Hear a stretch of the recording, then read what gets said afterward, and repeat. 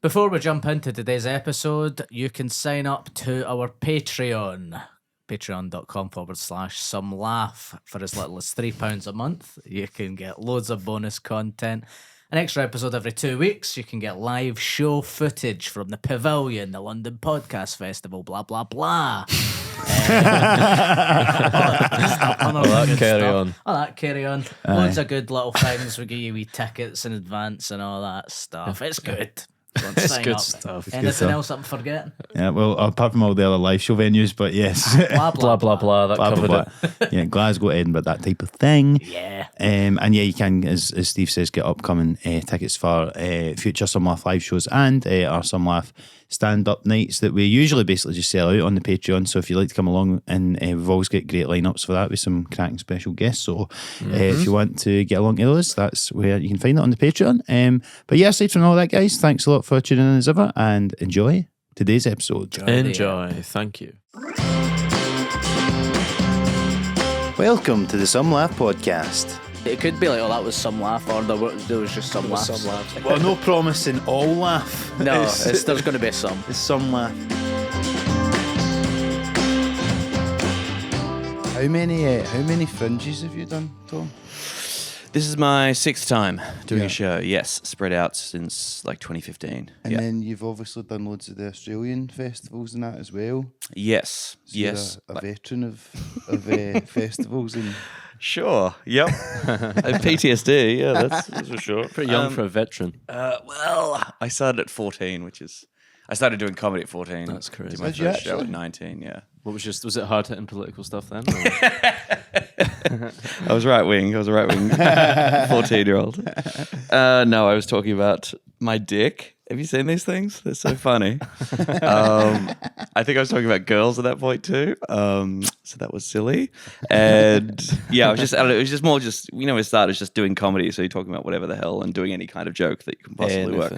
Yeah. And then, it took a while before I started realizing that I'm a prophet. That should tell people what to think. Listened to, yes, taken seriously. I did like the start. I saw your show the other day, and it was fantastic. But I did like that. Obviously, you get different types of political comedy, and some people like stand in the middle and they, punch sideways and all this kind of stuff.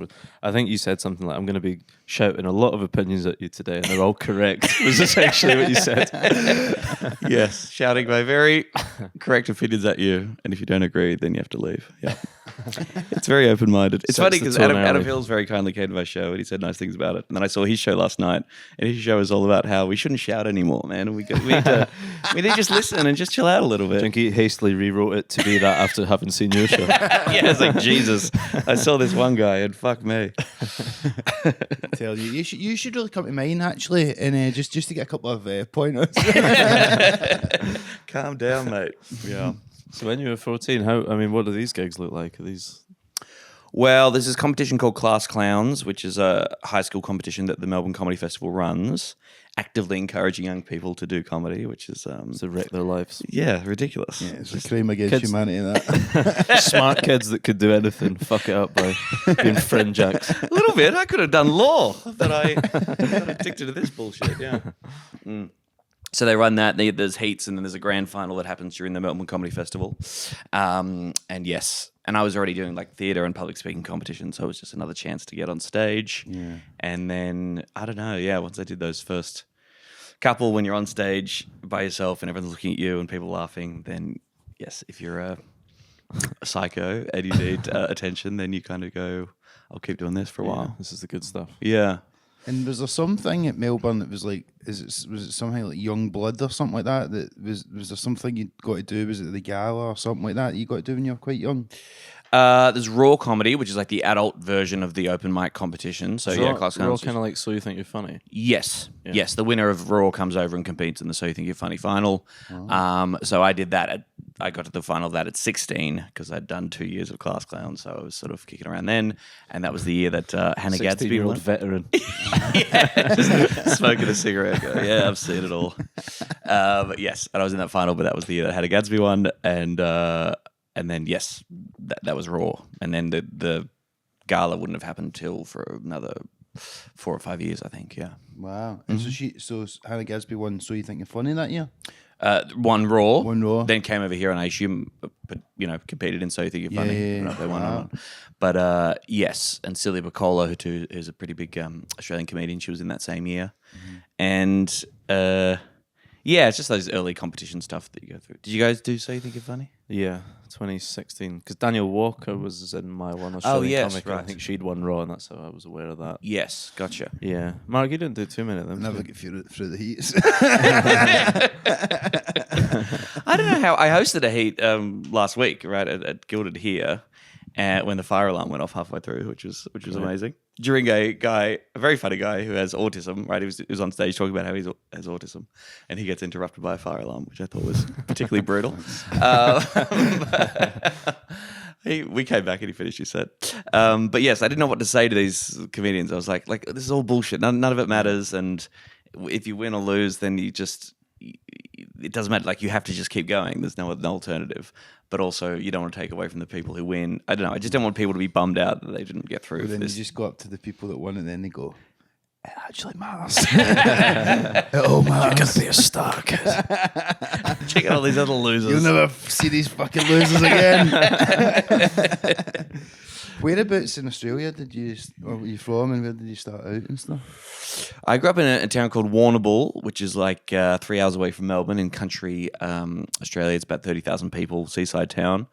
Not a huge amount going on, arts and comedy wise. Not a huge stand-up scene.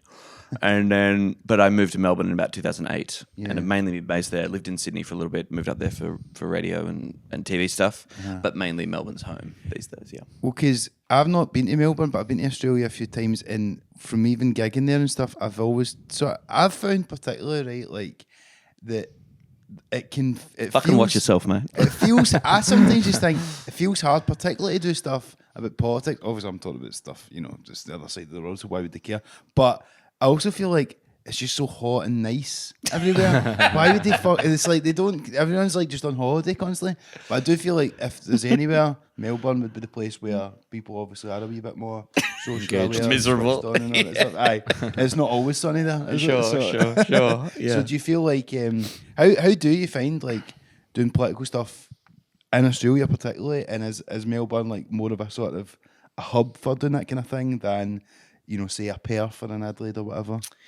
Yeah, I mean, yes, like the Perth Fringe is in January in Perth, which is like the hottest, it's like as hot as it gets really in Australia, and people are squeezed in, they're drunk out of their minds, and they probably don't want to be yelled at about socialism, I've learned, but it sort of depends, right? Like there's lots of comedians in Australia who talk about sort of like cultural political stuff or like identity politics stuff and, things that are broadly progressive about, gay rights, race, trans stuff, all that kind of area. I've been a bit more explicit in recent years, being like, the Liberal Party sucks, which is our Conservative Party. It's always a all topsy confusing thing. confused. Yeah, everything's upside down, remember? So kind of just going a little bit harder and being quite specific about the specific political actors that I think are terrible. And there are some comedians who talk about politics who are like, you should take a pot at every side and they all suck, and that's fair enough. That's their approach. But I'm a bit more like, I am left wing. These right wing people suck. I'm angry about this. I guess here's a joke, but mainly I'm angry about these pieces of shit. So yes, and I think in Australia that maybe becomes a bit of a niche and probably does rule me out of contention for some other gigs. But I don't know. I don't know how else to do it at this stage. Yeah. And whether Australians feel as strongly about politics that you can key into for comedy is probably, maybe that's a little bit different. Obviously, every American comedian is pretty much talking about the presidential race.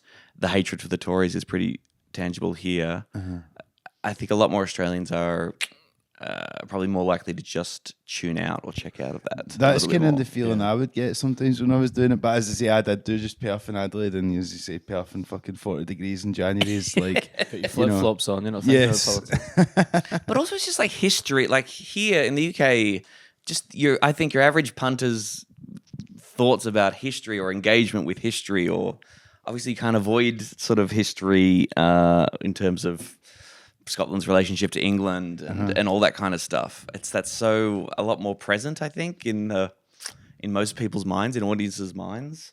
Whereas in Australia, It feels I've like done jokes everybody about it. We living don't know in the anything about our moment. own history, really. It's and everybody's just kind of got like, because it's a lot of, obviously the people there are from here, and then they've just fucking went there because, well, I don't want to hear about this anymore. But it's just, who cares? You know what I mean? It's just like, as I say, kind of holiday mode. But, and it is interesting as well because I was saying to Stuart the other day, because like when I was in Australia and you're reading about this stuff and you're going like, they're trying to, whatever they're trying to do, and like the progressives and the conservatives fighting and stuff in Australia. But it feels a bit similar to me sometimes when, in Scottish politics, because you're like, this is very small time compared to America, even the UK and all that stuff. And you're like, does it even really matter that much what we're fucking doing here? Do you know what I mean? Yeah, and then if you're touring internationally, if you're coming back and forth between the festivals a lot, like, I find myself constantly running up against the idea that, yes, what I'm writing about is not going to work overseas. And so do you try and write stuff that's more about the bigger picture, about, conservative ideas that play out in America and the UK and like the Western world generally? That's kind of the plan. Well, how much did you kind of rewrite it or tweak it to come here? A lot, did you? Well, this one is fucking crazy. Yeah, so this show is about this referendum we had last year in Australia called the Voice Referendum. And yes, I was writing that show knowing that I was coming to Edinburgh, but I just hit this point where I'm like, fuck it, I've just got to lean in and just do a whole bunch of material that could only work in Australia. Then the process of the past couple of months has been trying to keep the stuff that does work, explain what I need to explain, and try and pull out the universal themes. Yeah, well, you did a good job because you managed to explain it very succinctly, and we understand why it's a big deal and everything. And for people that don't get know the what, sense that you'd cut 40 minutes of stuff that rips in Australia as well. Like, fucking hell. well, for people that don't know, so this, what was this vote particularly? Because I know it was a big deal last year. Yeah, it was a constitutional referendum, which we have to have if we want to change the wording of our constitution. And it was about establishing what was called the Voice to Parliament, which was a First Nations voice to Parliament. The idea is you'd change the constitution to set up this body that would be elected by Aboriginal and Torres Strait Islander people, made up of Aboriginal and Torres Strait Islander people, to give advice to the government and Parliament about laws that affected Aboriginal and Torres Strait Islander people. Yes. Because, yes, First Nations people are screwed over in a variety of different ways. Everyone agrees that everything we're trying to make that better isn't working. Everyone agrees that the solution should be led by black people themselves. And so, yes, by setting up this permanent constitutional body, you'd have it there forever to advise the government and the Parliament. And Australia said, nah, no thanks. We're fine. That's fucked. Everything's good now. So... yeah, nah. Those are the options, yes. God, we're a dumb country. I was on a podcast the other day, I had to explain democracy sausage, which is when you go to vote in elections, there's often like a barbecue happening and you'll have a... That's the most Australian thing. Yes, that's we'll be crazy, giving you sausages. We call that democracy sausage. And I said this in this live podcast. Everyone laughed. I'm like, we're a real country. God damn it! Yeah, it sounds like an improv troupe. Democracy sausage. Democracy sausage. Because my feeling is like, why are they caring about this? They'd rather be out at a barbecue. So the only way to get people to vote is to set up a barbecue next to the polling booth. Either the two. That's how we it always works. get voted wrong as well. And our country's fucked and our weather's not good, and we don't have barbecues. You know This is it. We've got no excuse, really. We should be reading the We should paper be reading every day. books, yeah.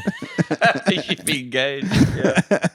But yeah, you do, obviously you say Australia's stupid and everything, but I mean, it's no different here. And you do poke fun at us, really. It's nice that you can do it in such an oblique way where you'll be, we have a referendum. I don't know if you guys do that kind of thing over here, but I don't recommend it.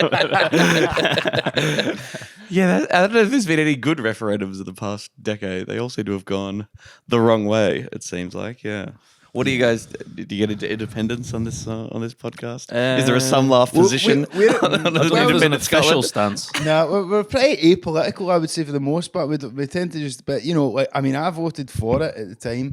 I always did have a feeling, to be honest, I was a bit like, will they ever let us away with us? And I do wonder if we What did if we'd go have into got the vote? we'd have just became Greece. They'd have just said those hundreds of debt and all fuck. Like I did worry about that, and I don't know, man. But I don't know. But it feels like I feel.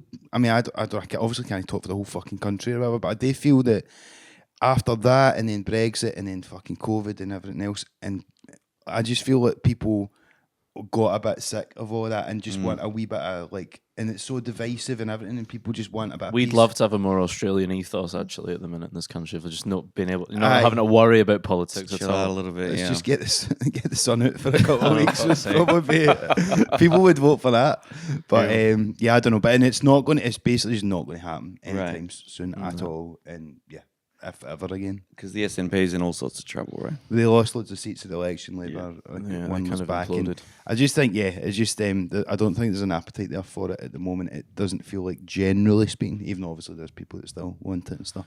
But Yeah, it feels like more of a fringe thing than it did aye. 10 years ago, I think. Yeah, at yeah, the yeah. minute anyway. But you know how it goes. But aye, so it's a weird one. But yeah, it just definitely feels like, and there is a bit here. It's like, God, aye, it feels like we've all been through the ringer a wee bit. Totally. You know. Yeah, so- but that desire for normalcy, you're seeing that come through. People are saying that's what the Democrats are going with in the US, right? Like Trump is weird. These people are weird. Yeah. And Kamala's trying to sell herself as normal, like we're the normal guys. Yeah. And you're right, people want that normal. And unless people can really believe that a massive change is going to result in something tangibly better for their life, they'll go with the status quo. And the big catchphrase of the No campaign for this voice referendum was, if you don't know, vote no, right? But if you don't know what the voice is going to be or how it's going to work, say no. Yeah. Which is exactly the same slogan that they've used a bunch of different times in previous referenda. And Australians are, maybe their automatic response is to be pretty conservative and be like they don't get what the Constitution is generally. There was a poll that found like a third of Australians didn't even know we have a constitution. That's funny. So yeah, people are like, I don't know, it doesn't seem like it's gonna. That work was out like great. after Brexit, and the most Googled thing in Britain was, what is the EU? Come on, man.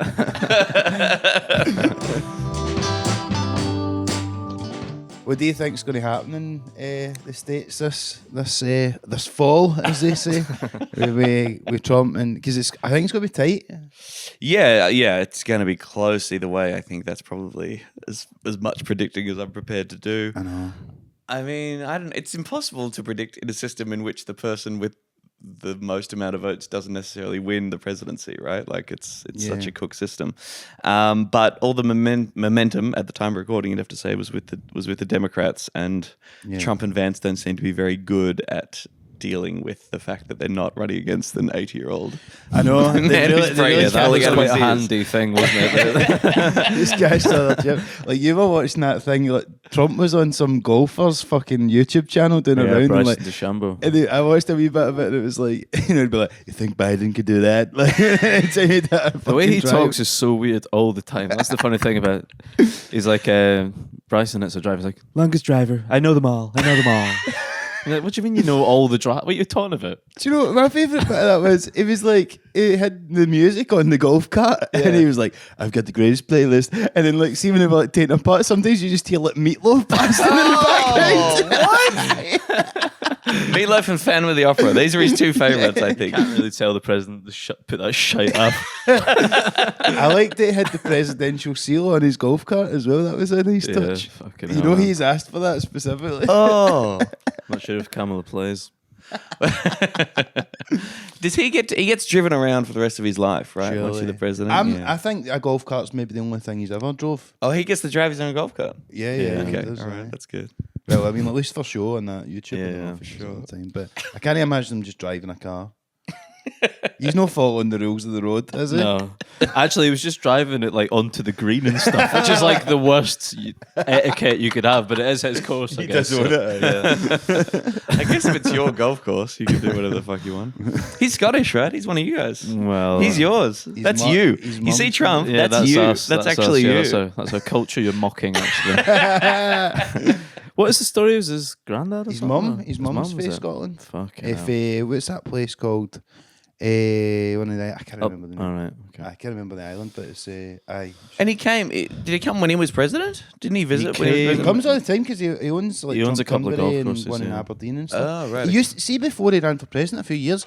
He used to just be on the Scottish news all the time because he was up and he was arguing with Alex Salmond and Nicola Sturgeon all the time about trying to try to get rid of the wind turbines because he doesn't like the look of them Incredible. next to See them the from his golf next to his golf course. Yep. And then it was like he was like arguing with like people that's back gardens faced on his got like it would just literally be like Yeah. it would just be like the kind of funny story at the end of the news was Donald Trump. This American maniac has just driven a helicopter onto like somebody's farm. And now the host of the Celebrity Apprentice is trying to build a golf course in Aberdeen. Like that was it. It was just a laugh. Yeah. And you guys did nothing to stop him. Is that what you Personally, I did bugger all. said? Fuck all, didn't you?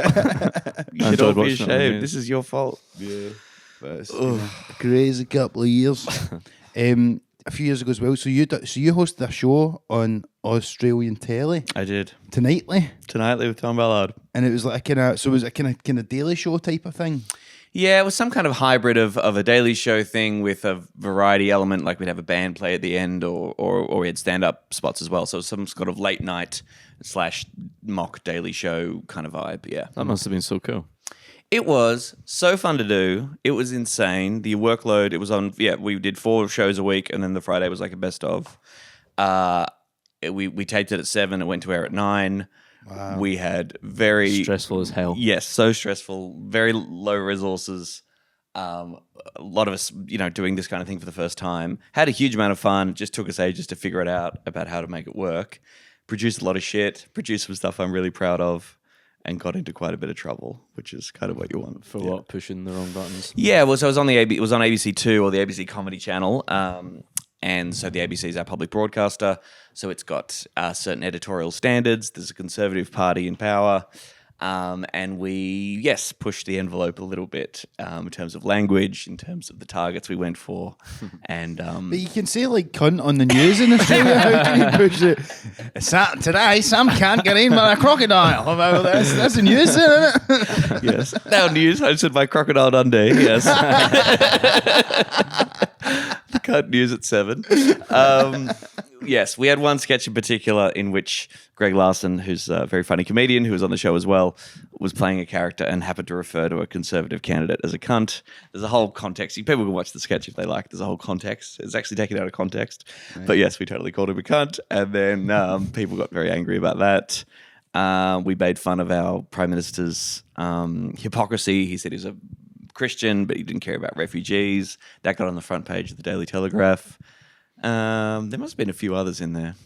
But yeah, we were very naughty, but no one watched it. So we felt like we had the right to get away with whatever the hell we wanted. Yeah. It's funny these days though, because when these broadcasters feel pressure because of these negative stories, but actually that's the thing that's going to generate interest in it. So in a way, you should probably fucking do it on purpose, kind of. I know in that sort of Kate Hopkins, Piers Morgan's way, but that's a good thing for the show if you believe in what you're doing, and then if you're upsetting the right people and it gets in the press, then that's the thing that might get people on board. If I think so. Yes. I mean, ABC, because it's a public broadcaster, it all got very.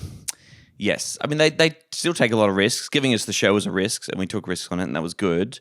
But yes, their sort of knee-jerk reaction is bad press, because also the Murdoch media hates the ABC as an institution. So any excuse to say that this is a waste of taxpayers' money. Look at these young Marxists who are wasting your money and corrupting your youth. They love to go with that stuff. Yeah. But yes, that doesn't sound familiar in this country. No, there's no parallel that we could draw. Possibly, yeah.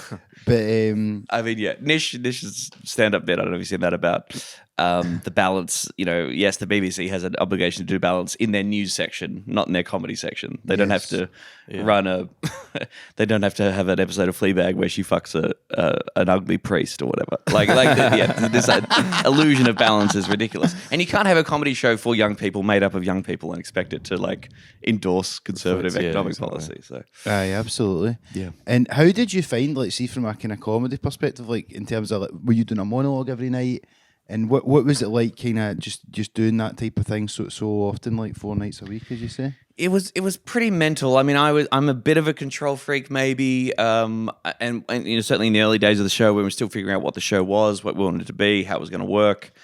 There came a point where I was just like, I can't keep across any sketch stuff like that. I have to just delegate that to everyone, and I trusted everyone else to be like, you'll come in, we'll talk about the idea, you'll go away, write a funny stuff, and we'll figure that out. So yeah, my focus was mainly on a monologue at the top, and then if there was an interview, I'd sort of have to prep for that and try and do that well.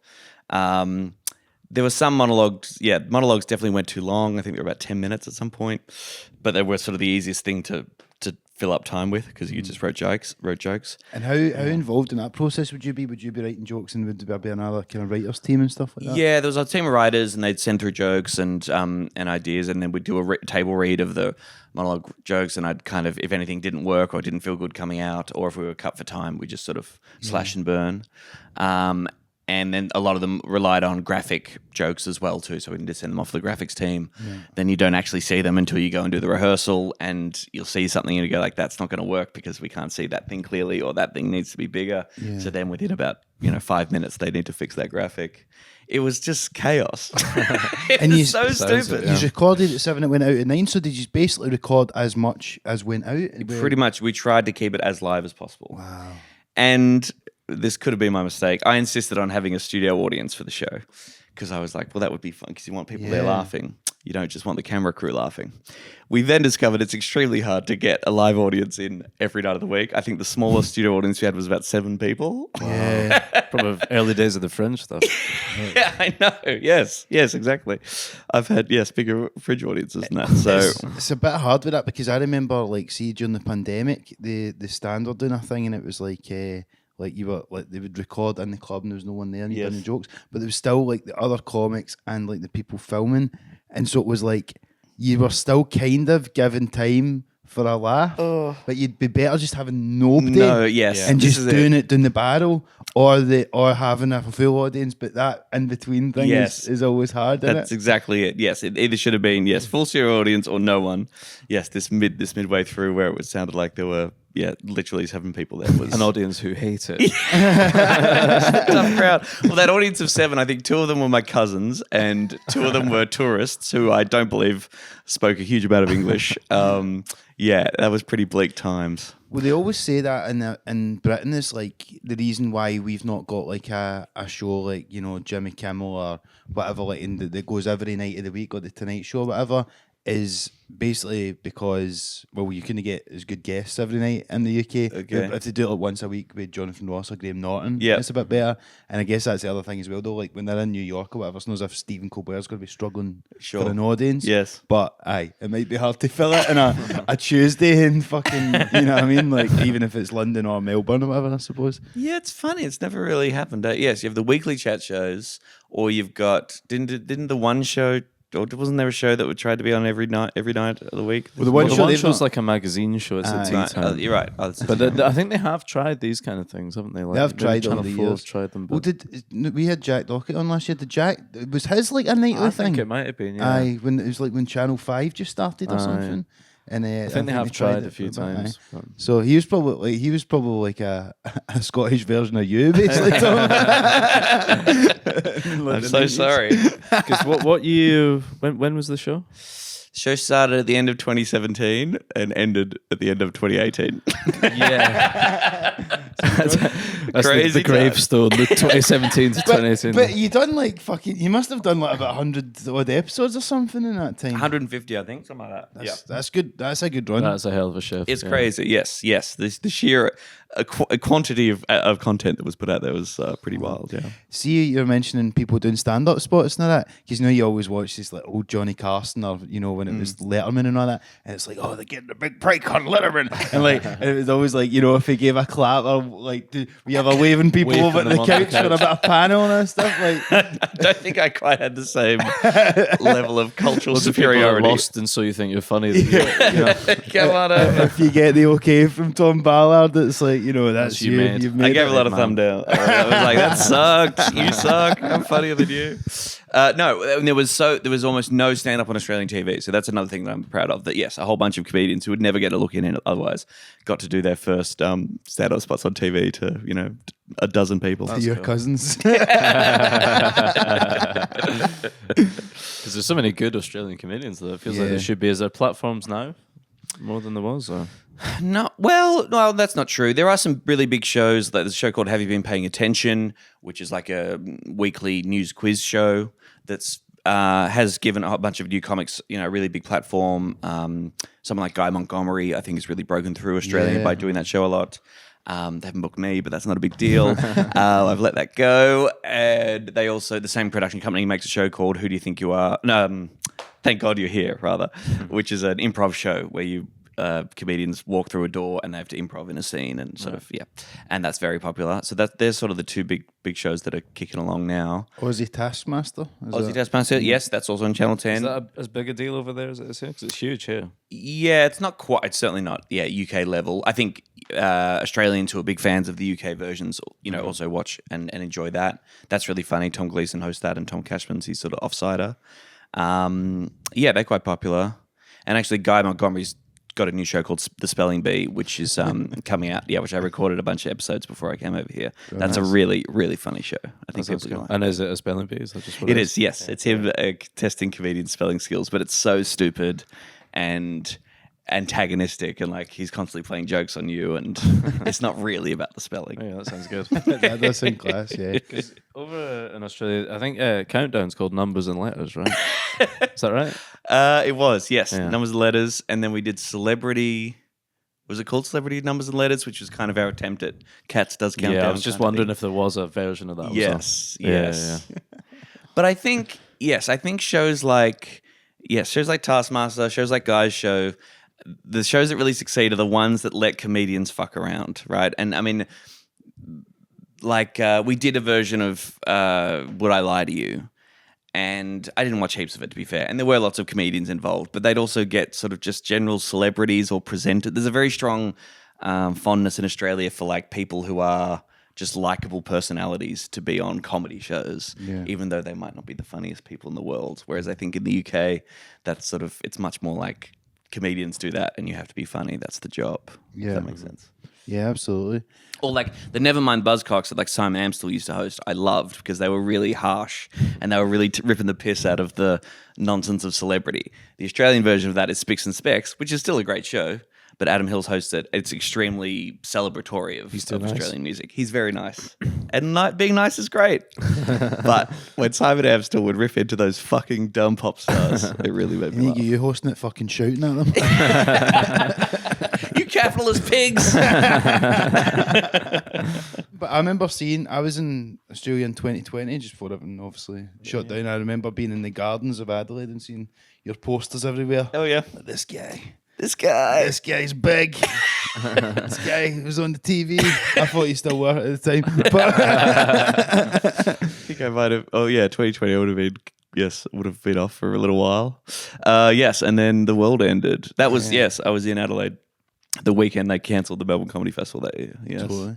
And how have you found it kind of post-COVID and stuff like that, coming back and doing the festivals and so you're obviously, you say you've done a couple of fringes. Like, are you turning over a new show every year then, and are you just in that cycle now? Will you do a new show, film it, put it out as a special, and then move on? Or pretty much, which I think is kind of a brutal schedule. I'm seriously considering. I think next year I'm going to try and take a year off and try and take the time to work on a longer show or just try and do other stuff. I'm a little bit burnt out, to be honest. Aye. Yes, 2021 I did a show. 2022 I didn't because I was filming a show called Deadlock, a scripted show in Tasmania. So I took that year off doing all the festivals. And then 23, 24 I've done new hours. Because you said you've done 6 Edinburghs, but how many hours of material have you written? Yeah, well, my first one was 2009, and whatever that is, that's 10, 15 with a couple of years off, somewhere around the 12 or 13 hour mark. That's a lot of comedy. There's a lot of comedy, too much, some would argue. Some were quite shit. And actually, some years I did 2 shows as well. So, fucking hell. Yes. Too much and too little. I don't know. I just had some years where I'm like, whoa, yeah, comedy's easy and I love it. And other years I'm like, this is like pulling fucking teeth. Yeah. What are you guys on? This is my 4th. 4th, yeah. Yeah, 4th hour. Yeah, I guess third or 4th, depending on what you count, I guess. Sure. But, yeah, for me, I'm just working up a new thing at the moment, and I'm like, I'm going to take my time with it because I think you need to sometimes trust the process of like, it takes a while to get it together. So I'm trying to do that, but I think we're all just trying to figure it out now. And I've heard Australian comedians before as well talk about how it's hard to kind of live the sort of half year thing because obviously Edinburgh's in August and then like Melbourne's like kind of March. Yep. So it's like if you're kind of having to get a show ready for either one of them, you know, it's a half year. So you either do, I guess you do a work in progress at one and the full show in the other, or last year's show and all that kind of stuff. And do you find that hard as a balancing act? And I was also curious to ask you how do you find the Australian festivals in general compared to Edinburgh? Yeah, they're two kind of different beasts. I mean, work in progresses really aren't a thing in festivals in Australia.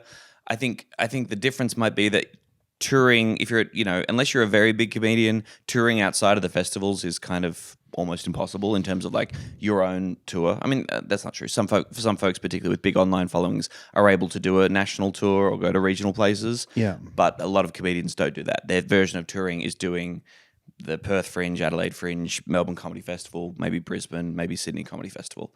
So that's kind of the time when you're touring the country doing the show. Yes, that's the first 6 months of the year. And then if you take that same show to Edinburgh, as soon as you get back from Edinburgh, in theory, you'd have to go immediately into writing the new show. You get 6 months. Yes. You're bang on. I know. It's a tough. Yeah, that is an ordeal. Which is crazy. I mean, and turning over an hour year after year is kind of good in one way if you're constantly in people's festivals. Some people have audiences that come back to their show every year at the festival. That's nice. Yeah. But it probably means that the quality of your show is not always what it can be, because I don't think anyone can turn over an hour of gold every goddamn year. It's tough, isn't it? Yeah. And what do you prefer like Melbourne or Edinburgh? Oh, don't make me choose. Look, I mean, the thing about the UK and Edinburgh is like just the sheer amount of work, the sheer amount of love for comedy, how important comedy is in the culture. People going to see lots of comedy. I think coming here makes me a better comic, tries to make me like a smarter comic. I think there's just sort of a raising of the bar just by the sheer number of people and the amount of love and passion for comedy there is there. In Australia, I'm lucky enough to have a bit of an audience, so walking out to people who know and like your stuff and being able to talk about whatever the hell you want and that working is nice. But yes, there is something, having done that for a little while in Australia, coming to the UK and having a really stormer show in another country is a particularly gratifying experience. But also in Melbourne, you get the Mondays off and everyone's just a little less insane and it's slightly less exhausting. Yeah. Yeah, that sounds nice. Melbourne's actually, more right fun. now. This is more the challenge and more the thing. It's like, you're going over somewhere else. And Just a fucking slog, yeah. And I find my highs and lows during in Edinburgh are much more extreme. Highs of like, comedy's the best, and then lows of being like, why am I doing this? What the fuck's wrong with me? I think everyone gets that. Part of it, isn't don't it? It's part of the package. Yeah. How quickly did you land on your style? Would you say of the sort of the shouty political Polemic, would you say? So I just can't Preachy imagine cunt. watching like a 20-year-old doing it. I know, yeah. Well, my first couple of shows were very autobiographical. They're talking about my dating life, falling in love. I did a coming out show, a heartbreak show. I had an attempt at a political show in 2012 that was pretty rubbish. 2014, I did a slideshow show with photos from a family holiday I went on. Really That sounds good. really scraping the barrel shit. And then The political show must not have went well. Think of the opposite way. I did avoid that, yes. And then 2016 was the year in which, yes, I think I was just becoming more of a political person. 2016 was obviously a crazy year, politics-wise. Yes. And I don't know, things just kind of clicked into a way in which I was probably getting, putting the anger a bit more into the routines. I discovered the ability of yelling to underline a comedic point, hopefully being used to some effect. And I don't know, but that's about 7 or 8 years from when I started comedy, actually figuring out that I think this is a lot closer to my voice and the kind of thing I want to talk about. Yeah.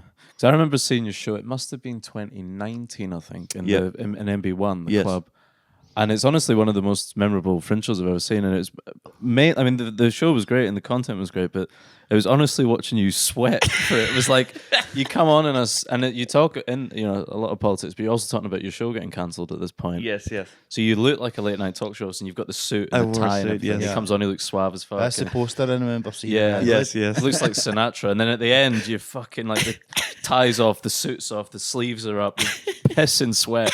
you've been screaming for an hour. I was like, fucking hell, I've never seen a performance like this before. Oh, like how man. and seeing you the other day, you're still putting that much pussy into all your routines. How that must really take it out of you. What? Just putting so much effort into I it. Do believe you know what I you mean? meant bussy. Yeah. Is that- Have you seen talking the about sign my pussy? outside that says temporary bussy stop instead of bus stop? Someone spray painted it. But anyway, you just really. Sorry, I fucking- just walked past a bike shop on my way here and it says nay emissions, and I Yeah, love that's that. good, I that. think that's fucking great. just putting so much effort into it because this is a tiring month at the best of times. And, You're right. You know, like I don't know, man. I don't know how you do it. I mean, I think actually that where I sort of the boomer routine in that show, I think I must have written in 2018, in which I was pouring all my hatred for boomers and when are they going to die and we want a house, which is I was probably hack at that point, but certainly since then lots of people have done the classic want my parents to die to get a house thing, but it was sort of like all the coalition of the boomer. Yes, the housing crisis was getting insanely bad. Boomers were trying to pretend like they were the victims. When you look at the history, they're actually like probably the luckiest generation of all time. The smashed avocado meme was kicking around, and I don't know. I guess I just started writing that routine and being like, "Oh, this does genuinely make me angry, and it's funny if I can actually become a parody of how angry I am in the routine." And for whatever reason, yes, that just sort of worked. I thought the jokes were good, but also me selling it that way kind of made sense. Yeah, it was a sight to behold. Can't believe it. Can be a bit much though. And this is what I'm conscious of, like, over the course of the hour, people can't just be yelled at for an hour and you need to sort of moderate it a little bit. But that's very kind of you to say. Yeah, no, that was great. But yeah, and you sort of make light of yourself and how angry you get now in the shows. It's Right. like, like, I am going to be shouting a lot, just so you know. Like, I know. How do you deal with the fact that see if you're up there angry on stage talking about stuff that's incensing you?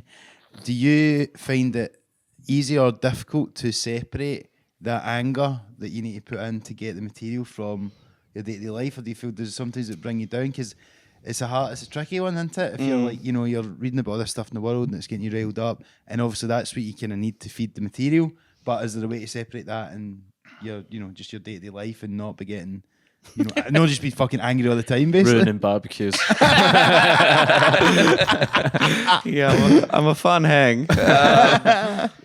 It's my bigger problem is separating the anger or drawing out the anger, but still using it for comedy. I mean, I think I've definitely written some bits where I'm like, I'm just angry about this, and the jokes aren't good enough to justify the anger. That's the balancing act you've got to, or there aren't enough jokes that sort of take the piss out of myself to make sure that I am very aware that I'm a comedian. I'm not taking myself too seriously. Mm-hmm.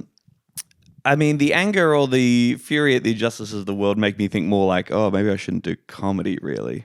And as people have pointed out, if I really cared as much about this stuff as I appear to, I probably wouldn't be doing stand-up comedy. I would actually study law and become a human rights. Do something a little bit more like that. Is that something you would consider?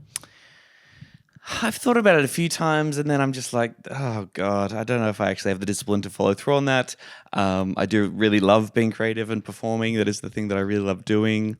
I try and do a little bit of activism stuff around the edges when I can, and you try and host charity gigs and help out the people who are doing the real work.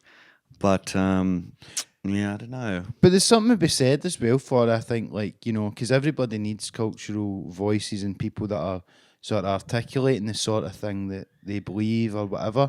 And I do think that sometimes, like, if you've got a following and you can talk, you can shine a light on these ideas. What's Crazy, that? that noise. I think it's the wind. Yeah, it's so windy today that we can hear it indoors. Spooky. There's a thing about this flat, by the way, that if there's any window open, all the doors rattle, because even if they're closed, like that one's doing. Yeah, all right. It's I going- thought that was my dog. No. Right, okay. No, that's been happening the last 2 weeks. But anyway, was I talking about? I try to solve the world's problems. Can't even get That's this flat. that's right? real. For me, that's the thing, right? I'm like, do you know, like, cause you get so caught up in some of the big world things, and then like seeing you're like, that fucking door catches Lily. The personal is political. That's really Yes, that's my main thing. But I do, because I do wonder about that sometimes, and like not wanting to get to like going, I don't like being upset all the time. But here's the way I've tried to figure it out recently, right? Is I try and focus on what I can control. Obviously, I've got no control over most world events. Yes. But if I want to talk about that in my act, I can almost like channel that in a positive way by going, okay, I can't control this, but I can talk about it, generate material about it, and then that's a way of at least I can control that. Yeah.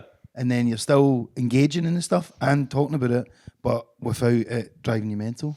Yeah, sure. And I think about it. Well, a lot of my politics and thoughts about the world have come from comedy, right? Like I've watched other comedians; they've made me think about the world. That has shaped, in a way, what I think about things. So I don't think it doesn't play, a zero role on people's views on things.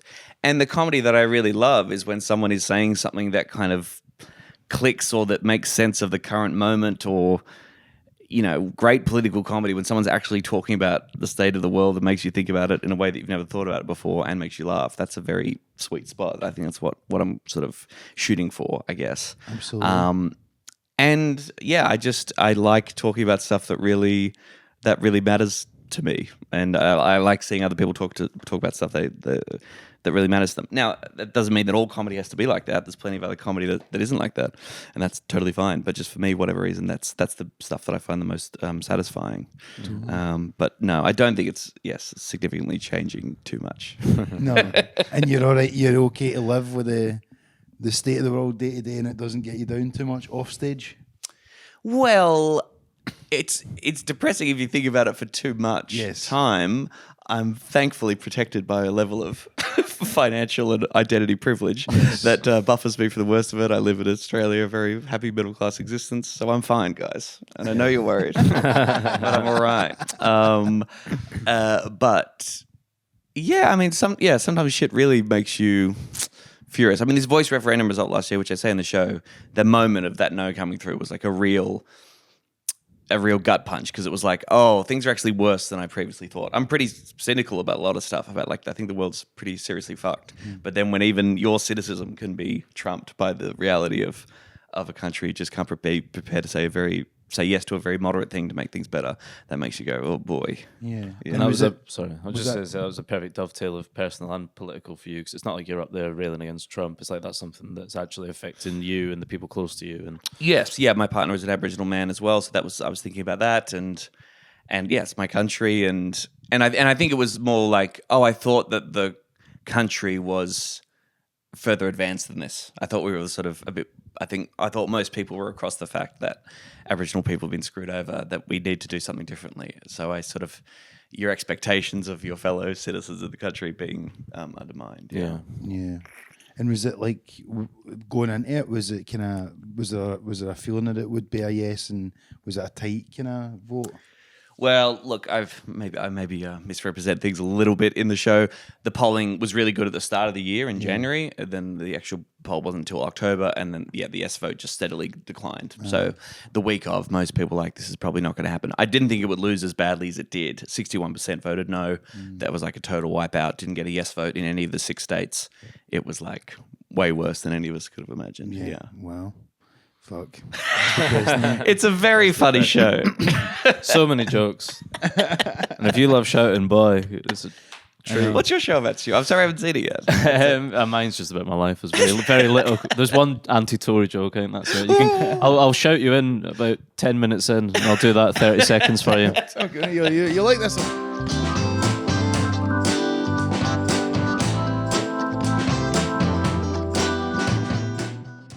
I was just going to ask Tom, who were your kind of influences and stuff in terms of comedy, and was anyone in particular, particularly a political person or whatever that you'd that sort of inspired you?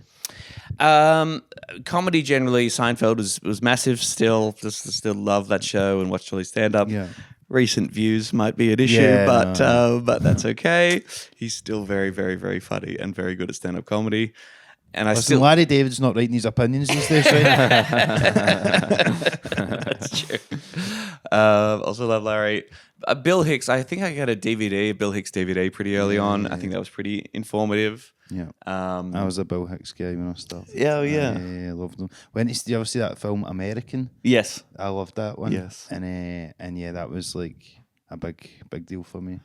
Just great. Just genuinely very funny, and talking about, US military sales and stuff would make it very funny.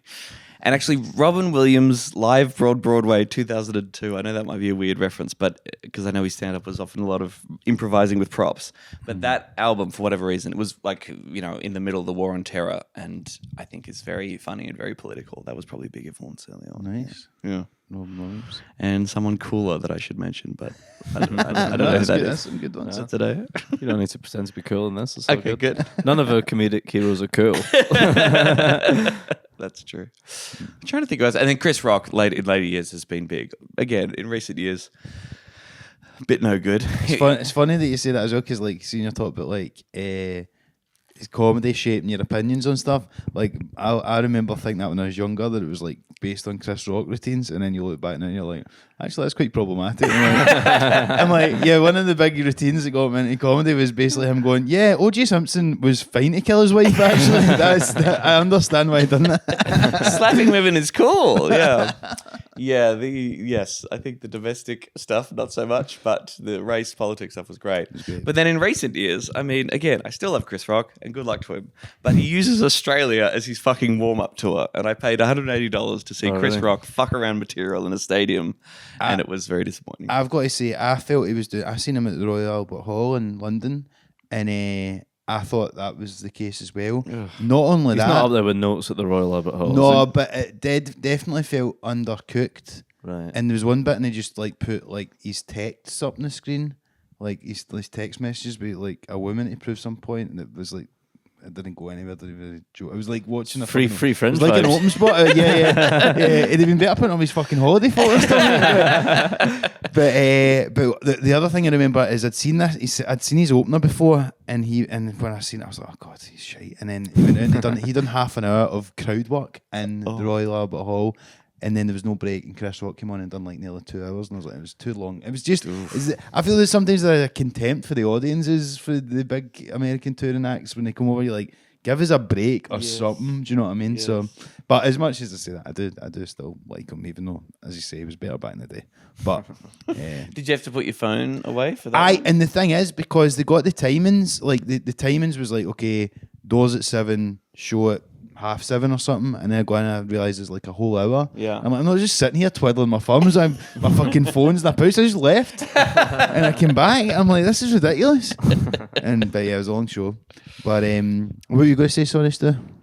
Well, it's probably not a cool thing to bring up, but it added to the show the other day and I think it proves that you're doing stuff that is pushing buttons. There was a walkout during, I don't know if you remember this. Of course. It's just like this old as fuck guy.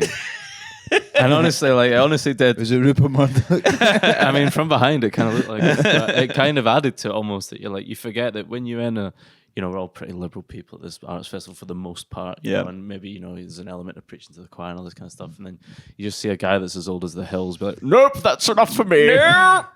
I mean, that was about half an hour in, though. That was around the Catholic stuff again as well. Religion, I think, that really got him. That's what finished him off. Yeah. Which is crazy to me. I mean, to me, doing jokes about the stupidity of religion is so... I felt like it's that not was exactly like, classic. with respect, it's not untouched grounds comedically, is it? Like the people pointing out that religion Have you read this might Bible be, thing, guys? It's crazy. man. These stories, I don't think they really happen. But there is still a lot of people that don't want to hear that sort of stuff, in particular of our generation as well, eh? Yeah, that's true. Yeah. I mean, yes, this past week during the weekdays, the crowd has been significantly older, and good luck to them. They're fringe people, maybe taking a punt, maybe they've heard of me via the Bugle or something. I don't know, but yes, there's been a couple of walkouts. There was a few Tories who stood up and said, "We're conservative, goodbye." That was about half an hour in as well. Yeah. Wow. And good luck to them. Good luck to them. Thanks for trying. It beautifully plays into the show because they don't get to be like, look, no one listens to each other. Have you had like a kind of worst sort of audience reaction in terms of that, like when people have really disagreed with your views on stuff? It was doing the referendum show around Australia this past year when it was, very clearly divided, yes, no. The show was for yes voters who were feeling very sad and disappointed. Yes, that's obviously the majority of the people who make up my audience, but you definitely got the sense, particularly when I tried out some regional shows and work out this material, when it was clearly a majority no voting audience, they were not prepared to laugh at themselves. And they'd respond by either, yes, just not laughing at all, or I think there was one guy who sort of said "fuck you." I think because I initially joke about the idea that all the no voters are racist, and then I'm like, clearly that's not what I actually think, but that's what people on the left would automatically think, that you're all a bunch of racists if you vote no to this voice. And yeah, I think one guy yelled out "fuck you" at one point in quite a menacing way that wasn't particularly fun. Yeah. It's scary that into it, and it's like, ooh, and everyone's like, ooh, shit's got real here. Which is, I don't know, I'd probably prefer that. It probably means that you're talking about something that's got a little bit of juice to it. Maybe. Yeah. I don't know. Have you got any right wing fans that just like the stuff? I think. Well, I got into trouble with a routine I had did at the gala, where I went very hard on the Liberal Party, the Conservatives. That was particularly around COVID, talking about COVID killed a bunch of people in nursing homes, but it's okay because they're all Liberal voters. That got a little bit spicy, and some people were like, this is outrageous, ridiculous. How could you imply that people who vote for the Liberal Party are terrible people, as I did? And then I think there were a few Liberal voters that were like, we recognise this as a joke. That's fine. Yeah. So I appreciate that. I don't know. Maybe I'd have a nicer life if I was a little bit more congenial. But you've got you've just got to be balls to the wall, and I think everybody these days, because everything's so echo chamber and niched out and all of that, like you've got to just be who you are, and you'll find your audience there. And unfortunately, if it's, I guess that's a weird thing with like doing stuff online versus doing it live, because performing live, inevitably you're going to have people in your crowd from time to time. Sure. That it's no for them. Yeah. And then we need to directly come up against that. But I suppose it's just the what we need to deal with to get the rest of the room who are into it and want to hear it. And you just fucking go, well, do you know what? It's rather than like trying to appeal to everybody, sure, appealing to nobody. Yes. Fucking be you and then do your thing, and then you get some old guy walking out, fuck him. You know what I mean? He's not going to be around next year. You know what I mean? He's going to be all the Liberal voters in fucking hell, isn't he? He's already paid. Yeah. What kind of stuff are you talking about with regards to religion? You've talked about that quite a bit in terms of yeah, I mean, yes. I mean, over the years, I've done a lot of religious stuff. I'm an atheist myself. Were you raised religious? No, not at all. No religion going on. My grandparents went to church and stuff, but it's just never been a big part of my life, really at all. And I did have quite a big, annoying new atheist phase where I loved Richard Dawkins and Christopher Hitchens and all that kind of thing.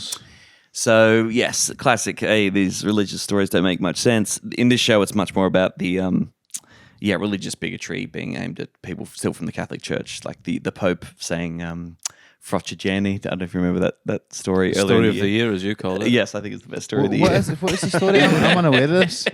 The Pope was in a meeting with some Italian bishops, and he was quoted as saying that he doesn't think the Catholic Church should let any young gay men into the seminary because the priesthood already has too much Frocigiani, which is Italian for faggotry. Wow. And they had to apologise, and then he said it again. Know your audience, for fuck's sake. Do you know what I mean? Like, he's talking to. Read the room, lad.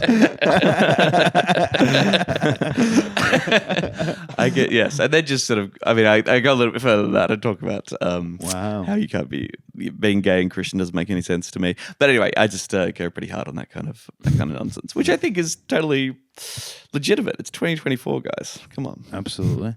It's I know it's mad. It's just mad to me because I was raised Catholic and stuff like that, and it's just like, but I get it. I've always felt there's such a thing of like, because they always, the big thing obviously is faith, and it's like, having this faith, but really what that is like, never question this, never question it. And obviously I think that goes hand in hand with controlling people and how people act about governments and stuff. It's like, yeah, just this thing of don't question it, just don't question it, just don't think about it. Just you don't apply that logic to literally anything else in your life. Why would you apply it to this? Yes. Usually that's an indicator. That's a red flag, isn't it? Yeah.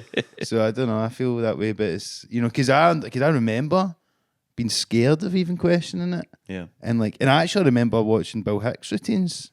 And I was probably like in, 16, 17, 18 at this point. And he had the stuff about religion. And me kind of being like, watching it and then kind of going, that sort of sounds right. And then being worried about getting struck by lightning or something. I'm like, you're going to get me, But eventually, yeah, you just kind of, you learn to let go, I guess, what you brought up with. But it's fascinating I mean, I wouldn't want someone who happens to be Catholic in the audience to feel like I'm saying, if you're Catholic, you therefore hate gay people or you hate trans people, whatever. I'm trying to quite specifically go after the organized religion and this is the official positions of the church, which I think is sort of, fair enough. Yes, but it's also in comedy you need to take this kind of broad. You do speak in kind of generalizations a lot of the time. Totally. But yes, I'm sure there are plenty of Catholics who don't have a problem with it. There was a Catholic in yesterday actually who called out at one point, but he seemed to have a good sense of humor about the whole thing. Yeah. Everyone's welcome, all faith groups. Tom Ballard live on stage. I think that's a good point to on a plug. Yeah, nice plug. That's good. I'll Tom bring Ballard, everyone together. We'll happily have you, regardless of race, religion, But anyone can walk out of a Tom Ballard show anyone, with the right yes. mentality. If maybe I can bring all the religions together in hating me. Yeah, I may say actually, like if you like get to see outside the circuit, outside of the festival stuff, have you done a lot of gigs in the UK and like in clubs and stuff like that? And how have you found the audience compared to the Australian ones? I've been gigging a bit in London, and I'm about to do a tour all over the place. Yeah, across the UK, which will be the first time sort of getting out of the major cities, either London or Edinburgh. Yeah. And I'm looking forward to that experience. Yeah. / it may be terrifying, but I just think British people love comedy, and they see so much of it that they make you work hard for being really good, and I think it makes you a better comic. Yeah. Nice. That's great. Yeah, we'll recommend. Recommend, and we'll put the Tom's details. tour. Thanks, the tour. boys. Have you got your dates already? Yeah, they're all there. It's like Manchester, Liverpool, Leeds. I can't remember. Brighton, they're in Are there. you doing but Glasgow?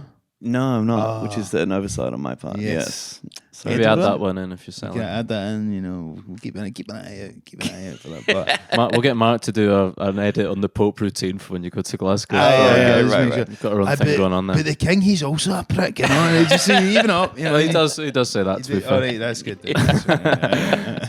I'm pretty sure he's used that weird Italian word for. I'm sure he's used that in some context at some point. But thanks so much for joining us, Tom. So obviously we'll put the details of the tour in the description. Where can people find you online? Just at Tom C. Ballard on all the socials, tomballard.com.au. Thanks very much. Yeah, awesome. no, thanks for a coming. lot. And just before we go, obviously, please remember to like and subscribe on YouTube. Give us a 5-star review on Apple Podcasts and Spotify. And you can follow us at SomewherePod on Instagram, TikTok, and Twitter. And send any question you've got to the email address, which is somewherepod@gmail.com. Thanks a lot for tuning in, guys, and we'll speak to you very soon. Thank you. Cheers, Tom. Thanks, guys. Thanks, mate.